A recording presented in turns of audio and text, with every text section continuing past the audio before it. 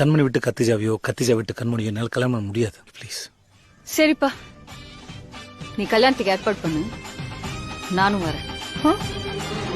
உங்களுக்கு ஓகே?